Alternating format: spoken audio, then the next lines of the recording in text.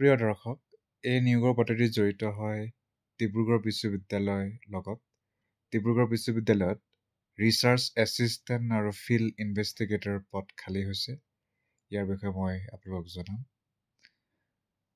এটা ৰিচাৰ্চ এছিষ্টেণ্টৰ পদ আৰু 2টা ফিল্ড ইনভেষ্টিগেটৰৰ পদ, তাৰ মানে টোটেল 3টা পদ খালী। ICSSR স্পন্সৰ্ড ৰিচাৰ্চ প্ৰজেক্ট হয়। নামটো হৈছে Exploring the Potential of Traditional Muga Production as a Pathway to Sustainable Livelihood in Rural Assam at the Department of Economics, Dibrugarh বিশ্ববিদ্যালয়।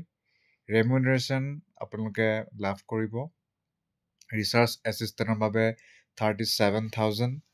তাৰ বাহিৰে শিক্ষাগত অৰ্হতা মাষ্টাৰ ডিগ্ৰী থাকিব লাগিব যিকোনো ছ'চিয়েল ছায়েন্সৰ বিষয়ত, আৰু মিনিমাম 55% লাগিব, লগত নেট নহ'লে MPhil নহ'লে PhD।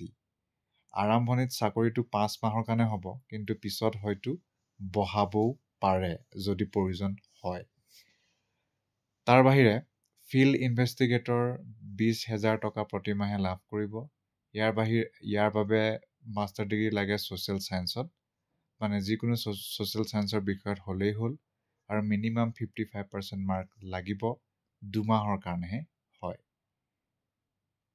আৰু যদি আপুনি ইণ্টাৰেষ্টেড তেতিয়াহ'লে আপোনাৰ এপ্লিকেশ্যন পঠাব লাগিব আপডেটেড বায়'ডাটাৰ লগত। Email ID, phone number email কৰি দিয়ক dejkumar@dibru.ac.in 4 আগষ্টৰ আগে আগে।